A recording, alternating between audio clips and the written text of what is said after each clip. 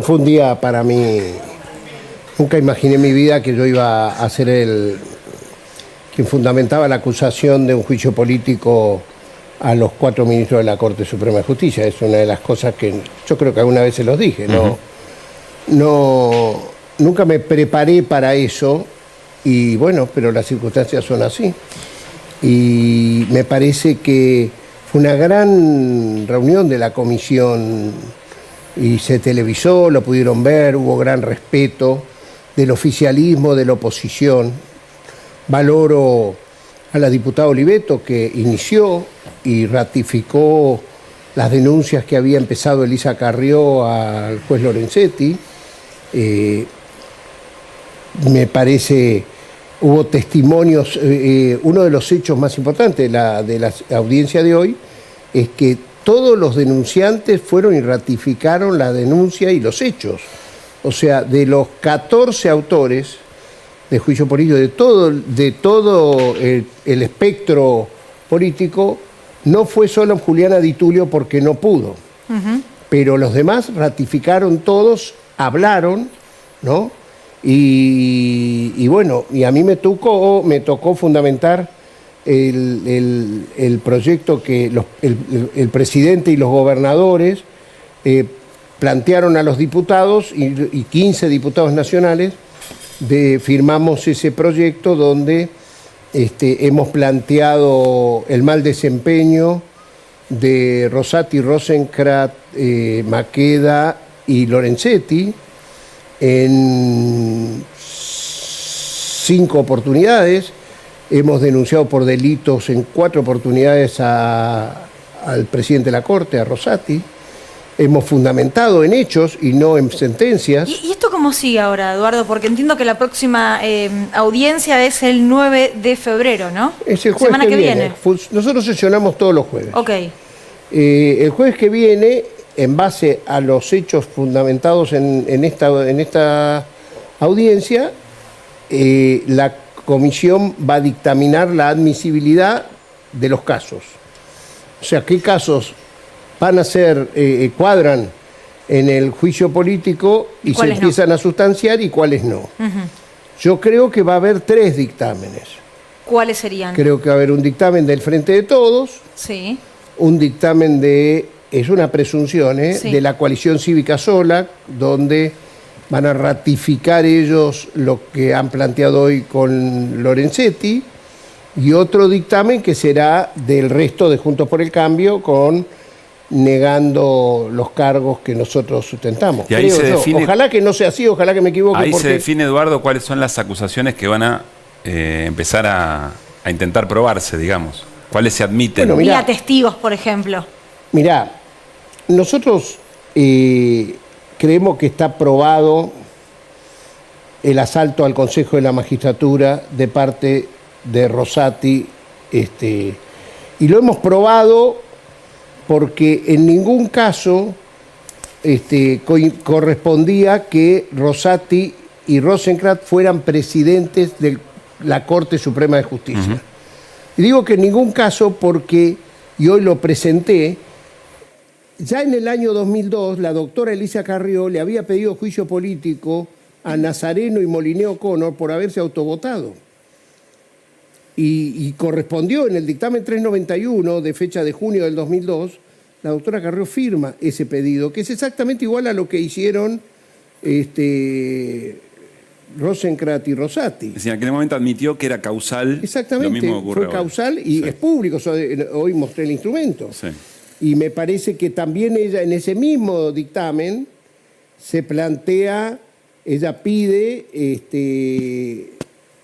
el juicio político también por mal desempeño, la causa es mal desempeño, por no haberse excusado a 4 ministros de la Corte de aquel momento: Belluccio, Nazareno, Boyano y López. Y nosotros lo acusamos a Rosati por no haberse excusado, igual en los mismos términos que ella planteó en ese mismo dictamen. Ahora, o sea, Rosati debería haberse excusado de votarse primero a presidente de la Corte y después de resucitar una ley que estaba derogada por el Congreso de la Nación. Al presidente del Consejo, no de la Corte. No, presidente de la Corte. Como presidente de la Corte, Se autovotó. ellos derogan una ley o declaran inconstitucional una ley que regía el Consejo de la Magistratura desde el año 2006. Y que ellos durmieron 6 años en la Corte. Era un pedido del Colegio de Abogados de la Ciudad de Buenos Aires. Lo durmieron 6 años. Cuando Rosati se hizo de esa presidencia de la Corte irregular, a partir de ahí decidió abortar, declarar inconstitucional la ley que regía el Consejo de la Magistratura del año 2006 para resucitar una ley que no lo pueden hacer, ahí hay otro incumplimiento de los deberes de funcionarios públicos. La ley derogada por el Congreso, Hans Kelsen, que es el maestro de todos los abogados, el autor de la pirámide del derecho, dice que la ley derogada por un parlamento corresponde a la muerte de un ser viviente. Pone ese ejemplo. Ley derogada, ley muerta. Nunca un poder judicial en el mundo, una Corte Suprema de Justicia o un Superior Tribunal de Justicia en el mundo no hay que resucite una ley muerta. Ahora, esa ley muerta, perdón, sí. es la que le permite hacerse el presidencia del Consejo de la Magistratura, porque podía haber hecho otra ley. No podía haber hecho ninguna ley, pero, digamos, decidió esa para hacerse él. Porque, ¿sabes qué? El pedido de inconstitucionalidad del Colegio de Montevideo o el Colegio de la Ciudad de Buenos Aires en ningún caso planteara que el presidente de la Corte tenía que ser el presidente del Consejo de la Magistratura. Planteaba al contrario, planteaba el equilibrio de los distintos estamentos que integran el Consejo de la Magistratura. O sea, pedía que entre los que representan a la política, con los que representan a los académicos y a los abogados, haya un equilibrio distinto. Pero nunca pidieron que el presidente del Consejo de la Corte sea el presidente. Ahí lo que argumenta, perdón, Eduardo, ahí lo que argumenta la Corte Suprema es que le dio un plazo al Congreso para que sancionara una nueva ley y que el Congreso no pudo encontrar los consensos para sancionar esa nueva ley que hubiera evitado que Rosati fuera el presidente de la Corte. Exactamente la paradoja y la tomadura de pelo de los cortesanos fue que un 16 de diciembre, cuando el Congreso está en receso, sacan esta resolución que dice que nos dan 120 días al Parlamento. Primero, que no le pueden dar nunca un plazo legislativo al Parlamento, la Corte Suprema de Justicia. Pero encima, después de que ellos la durmieron 6 años y medio, nos quieren dar 120 días donde el Parlamento estaba en receso. Es un abuso de poder. Y hoy lo pudimos desnudar. ¿Te preocupa que la gente no entienda de lo que estamos hablando? Yo creo que la gente va a ir entendiendo.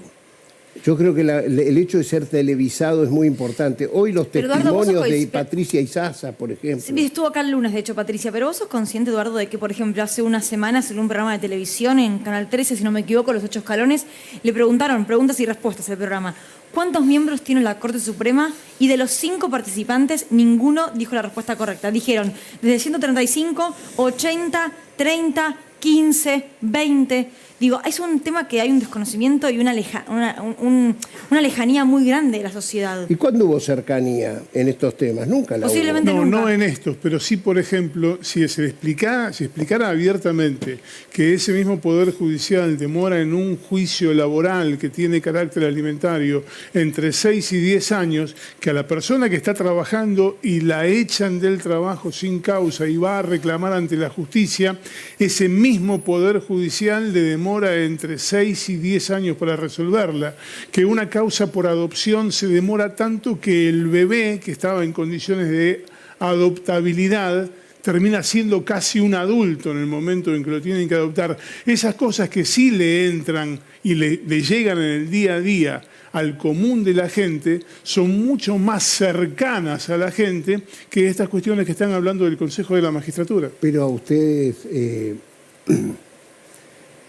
Y entonces, ¿qué es lo que sugieren? Que no, cuando Que la vos estrategia sea otra, que en que lugar de hablar de... cuando ves un mal desempeño o la comisión de un delito de un ministro de la Corte, mires para otro lado, no entiendo. No, que esas cuestiones lo que necesitan es un acompañamiento masivo a nivel popular y se le llega mucho más a la comprensión de la gente, del ciudadano común, cuando se le explica que si lo echan del trabajo y necesita esa plata para morfar, va a tener que esperar entre 6 y 10 años y entre tanto arreglate como puedas. Eso también es el Poder Judicial y de eso no se le habla. Pero es que nosotros estamos jugando a los ministros de la Corte, no a los jueces laborales.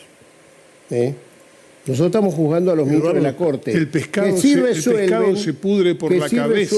Y bueno, precisamente, que sí resuelven, por ejemplo, las cautelares donde los servicios públicos se aumentan o Internet, la tarifa de Internet en beneficio de las empresas, o las prepagas, el aumento de las prepagas que se aboca inmediatamente, y a otros casos, como decís vos, los tiene 10 años esperando cuando son de trabajadores.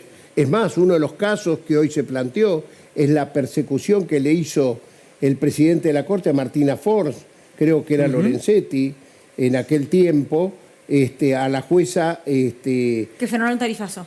que había planteado que el tarifazo era tarifazo. La maltrataron de una manera insólita. Pero entonces, quizás eso no es popular, pero es indispensable y necesario para que los jueces no tengan miedo. Es el argumento de la oposición. Dice que es un circo que no le interesa. Porque ¿sabes qué pasa? Si nosotros permitimos que el presidente de la Corte, con todas estas arbitrariedades que estamos viendo, se haga en forma irregular de la presidencia del Consejo de la Magistratura, que es el lugar donde seleccionan y promueven a los jueces pierden independencia. O a Martina Fort, ¿qué fue lo que le hicieron? Era presidente justo del Consejo de la Magistratura, el mismo que era presidente de la Corte. O como hoy se planteó uno de los casos que no lo planteamos nosotros, pero que se planteó, que fue el tema cuando el juez Lorenzetti retuvo en su despacho al senador por Chubut Pais para que no jure, o sea, le demora el juramento para poder despedir a uno de los jueces más importantes que tenía en la Cámara Federal en la Sala Segunda. Eduardo Freiler. Eduardo Freiler, porque sin el voto de Pais lo podían destituir. Y la sesión era a las 11 y lo tuvieron desde las 9 de la mañana hasta las 2 de la tarde. Sí. Entonces, ¿sabes cuando te hacen esas cosas? ¿Vos qué crees? ¿Que no tenés que reaccionar? No, sí, yo creo que ya. nosotros tenemos la obligación. Y tenemos la obligación de legislar las cosas estas que son necesarias e indispensables. Ahora, Eduardo, ¿qué proceso tendría en cuanto a tiempo, teniendo en cuenta que la oposición dice nada va a salir de este Congreso mientras dure el juicio político? Bueno, yo creo que hay un comportamiento de la oposición a veces mediática, inversamente proporcional a la de cuando trabajamos. Hoy, por ejemplo, yo valoro mucho el trabajo de la oposición en la Comisión de Juicio Político. Y yo creo que pasada el jueves que viene la admisibilidad, ¿no?, que es quizás donde más confrontación podemos llegar a tener, van a acceder a sesionar y poder resolver temas que también les interesa a ellos, porque si nosotros tenemos que resolver la creación de 8 universidades, de las cuales 2 universidades son pedidas por la oposición, que la fracasó 2 veces esa sesión porque no bajó la oposición. Por la UCR, ¿no? Cuando vuelve, la UCR fue el que debería haber estado y no estuvo por las tapas de Clarín. Emiliano Jacobiti, que tiene un peso específico dentro de las universidades, quería sesionar. ¿Y qué hicieron? Como él es socio electoral de Martín Lustó, cobró muy fuerte mediáticamente Martín Lustó y entonces prefirieron preservar la figura de Lustó y no bajar al recinto. Pero yo creo, a ver, una cosa es lo que se dice, yo puedo venir dentro de 20 días y creo que van a ver que hemos sesionado. Ojalá. Y hemos decretado la admisibilidad del juicio político. Ojalá. Una última de mi parte, Eduardo. De parte de todos, porque nos están cerrando. Sí, efectivamente se necesitan los votos de por lo menos un sector de la oposición para poder lograr la destitución de los jueces. Si prospera el juicio o la acusación contra Lorenzetti que hoy manifestó Oliveto, y el resto no? ¿El oficialismo va a acompañar esa destitución si el único que queda es Lorenzetti?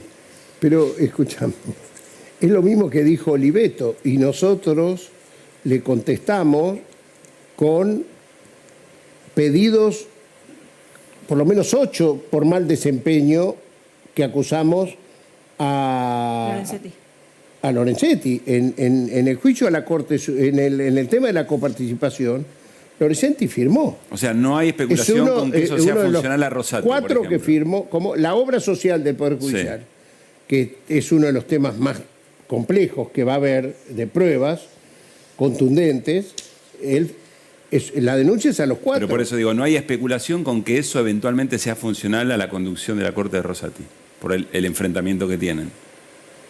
No, bueno, pero en la Corte están peleados todos con todos. ¿No hay amigos en la Corte?